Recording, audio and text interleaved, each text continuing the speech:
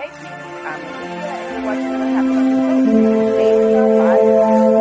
Alright, guys, let's get right into it. On a scale of 1 to 10, I'm going to give this a solid 8 just because this season, right? Today is Monday. Right. Today is Monday, July 18th, 2022, and let's start. Alright, so we see that Will and Sonny are talking. And Will is, he's still thinking, oh gosh, I thought I was going to wake up from this nightmare about everything that Lucas has done. And so Sonny says, you can't possibly believe your dad really killed Abigail. He said, I don't know. He said, because he was desperate and think about what we did to Leo and everything. And Will Sonny is trying to say that was different. He said, well, why is it? It's not that different. He says when he was desperate, he was drunk, and he was afraid. So it's not that far fetched to think that he could have possibly killed Abigail. But anyways, um, so Sonny just tries to make Will feel better by giving him some sweet bits for a blueberry scone and all this to make him feel better. And Will's just like he doesn't know what's happening. He said he got a text message from his mom, and she said she's gone.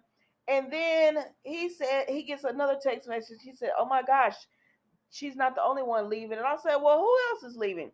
And it's Will. He's got another movie he has to direct. They bring up Peacock and the chapter one and the Christmas special for Beyond Salem and everything. And he says he pitched a few other things and they've gotten picked up. I said, listen, if Will leaves, y'all stop it. Like, if y'all didn't let Sierra, Eli, and all these people be come and goes, stop letting Sammy and Will come and go as they please as well. Like, fill the characters with someone who wants to be there full time, or let it go because I can't take this. But anyways, so Will is just he's gonna leave again, and he's going back to he's going to Los Angeles this time and everything. And Sonny just tells him everything gonna be all right. He said your dad gonna be good. So then we go to EJ and Chad. So Chad goes to speak to EJ, and EJ up in there talking to Stefano as he does. And Chad just tells him he is sorry for accusing him of everything with Clyde and everything. And EJ said, "No, it's cool, it's cool. I get it." He said, "I was arrogant and I shouldn't have done that." Well, then he said, "But can you believe Kate knew that I was innocent that whole time and didn't say anything?" And he said, "Well, she wasn't the only one." So then Chad proceeds to let EJ know that, yeah, I knew you were innocent too, and I actually saw I actually saw Lucas plant the evidence, and I said nothing. And so EJ was like, "Come again?" And he said, "Yes, I said nothing. I knew I didn't say anything, and I'm sorry. And we were getting so close as brothers, and I hope you can forgive me." And EJ is just like, "Man, they said I'm as ruthless as father, but it looks like you are too, or whatever." And so, that's it with them, y'all. So then we see Marlena and Kate talk. So Kate is begging Marlena, please help EJ. I'm not gonna hold y'all long on this. So she was like begging Marlena, please help, not EJ, please help Lucas. Please hypnotize him so he can try to remember. Marlena said, I'm not helping Lucas. You talking about a man who kidnapped my daughter. And Kate, I said, Kate, you're not doing yourself any favors, because she gonna say, well, Sammy's no angel. And Marlena said, I don't care. What he did to Sammy was horrible and everything. And she said, and I'm not helping him. And then Kate says, well, if you love Abigail like you say you do, this is for her, not Lucas, so that we can find out what happened and get to the real killer. And she knew that was gonna work on Marlena. So then we see EJ, Chad, and Kate. So Chad and Kate are talking or whatever, right? Because remember, EJ told Chad, listen, you're my brother and everything, and I can't deal with this right now. But then EJ comes back and he says, oh, Kate, good, nice to see you. Glad you're here. And she said, why would you be happy to see me or whatever? I thought you were, going to do damage to me or something, or get revenge on me. And EJ says, well, I've thought of the perfect revenge. And Chad said, hold up now. I thought you said you weren't going to do all this. And he said, I thought about it, and what I've come up with is EJ said, what I come up with is y'all give me them Demira shares, and I won't put you in prison. I said, nah, EJ, you gonna go, you gonna get them Demira shares one way or the other. Now this was a time for you to go above and just be a brother to Chad. Yeah, he did tell Chad, I'm sorry you lost your wife, but I'm gonna get my revenge. And I guess this is revenge, child. I'm gonna move on because I don't have time for that. So then we see Xander and Sarah. Oh God. I know y'all love this couple,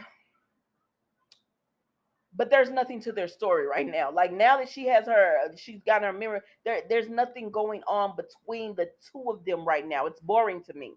But I know y'all love them as a couple, so here we go. So we see Xander and Sarah, and they're talking, and he's coming out of the shower, and she said, "Oh, I could have joined you," and she says, her medication is working, but she wants to keep taking it, and so she has to get get it filled again because she doesn't want her hallucinations about Kristen to come back and everything. Let's move on. So then we see Xander and Jack talk, and Xander just gives his condolences to Jack in regards to Abigail. And he says, Xander's like, I don't know what to say. And Jack is like, there's nothing you have to say. I saw you at the funeral, just seeing you there was enough. And he says, man, Abigail was able to forgive anyone. Bill, she was just that type of person where even if she annoyed you or whatever, she was just so good that you liked her. And he said, except Gwen. And then Xander was like, I'm sorry, I shouldn't have brought up Gwen. And Jack was like, no, I want you to be yourself around me or whatever. And they just talk about Sarah and Abigail and Gwen and how Xander's had it tough, but he finally got back to Sarah and how he was able to forgive Abigail because he realized she had her mind messed with as well. So he was able to forgive it. Let's move on, y'all. So then, oh, I did this completely wrong. Okay, so then we see Will and Lucas. I hope I got the right Will because I don't remember. But we see Will and Lucas, right? And so not Will, but JJ and Lucas. So JJ in the police station in the interrogation room, and he told Lucas, I'm gonna beat it out of you. I said, well, I don't think that's gonna work, sir. He already told you he don't remember. But he said, no, I'm gonna make him remember. These hands gonna make him remember. I said, okay, then go ahead. And so he says, what happened that night? And Lucas, he's crying, he's in tears. He said, I don't remember. I'm telling the truth. I do not remember. I can't remember if I did anything to Abigail. He said, but you pled not guilty to hurting Sammy and kidnapping Sammy, and we both know you did that. Now, Lucas, what is going on? I thought he pled guilty up in there, but he pled not guilty. But Lucas said, I hate what I did with Sammy. I hate myself. I just feel so guilty, but I just don't remember what's going on. So JJ said, well, I'm gonna help you. I'm gonna beat your memory back into you. I don't think that it works like that, but okay. So then Jennifer comes in and she said, JJ, what are you doing? No, leave Lucas alone. Don't touch him or whatever. And so she gets JJ out of the room. I'm not gonna hold you long with him. And then she sits down and talks to Lucas, and he's ashamed for her to even look at him. He was like, why are you here? She said, you're my brother. And she said, I know you didn't do this to Abigail. She said, why didn't you tell me what you was going through?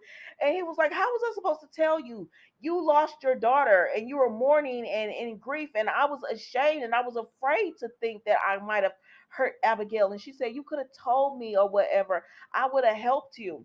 And she said, I know you loved Abigail. And then they started reminiscing about how much he loved Abigail and, the gifts he bought her and how much Abigail loved him. And they started reminiscing about all this stuff. And it's, and then she says, okay, forget I'm your sister and talk to me like a reporter. Tell me what happened. So he starts telling her everything that happened. And then he tells her, Marlena said that, mom said that Marlena she's gonna try to get Marlena to help me to hypnotize me so that we can remember what happened. He said, but why would Marlena want to help me? And Jennifer says, Marlena's not like that. She would help you because she loved Abigail. And so Marlena comes in and she does tell Lucas, yes, that is exactly right, because I love Abigail, I would help you. And so Jennifer is there and then she leaves. And so then it's just Lucas and Marlena. So when it's Lucas or Marlena, she tells her, thank you for helping. And she said, I'm not doing this for you. I'm doing this for Abigail. Don't get it twisted. And he says, okay, he get it or whatever. He get it. She's doing it for Abigail. And so she said, all right, let's begin. And so they start with the hypnosis. Okay, then we see JJ and Sarah talking. Child, this was a lot of information because she told JJ that Marlena had told me to go to Abigail's house. She said, "Man, if I had went that night, um, she said if I had went that night, I could have maybe helped Abigail." And he said, "Or you could have been killed." And he said, "If I look in the face, if I just wish I could look in the face of the killer." And she said, do you really think Lucas did that?" And he says, "For her sake, for my mom's sake, and for his sake or whatever, I hope he didn't." That's the same thing Jack said. He hopes Lucas didn't do this, and they don't believe he did it, but they're not for sure. And then she proceeds to tell JJ about all her hallucinations about Kristen. I say, "Girl, are you sure you didn't go to Abigail's house? Are you sure?" All right, Sarah, and let's move on. So then we have Sarah and Xander, and they're talking and everything, and just talking about Abigail and everything that went on. They just talk about their day, and then Xander tells Sarah he wants to get married. And I say, "Why? Y'all gonna ruin another wedding? Is this another wedding gonna get ruined?" And that was the Days of Our Lives, guys. Don't forget to like, comment, and subscribe to the channel, and I will see you tomorrow for another episode. Bye.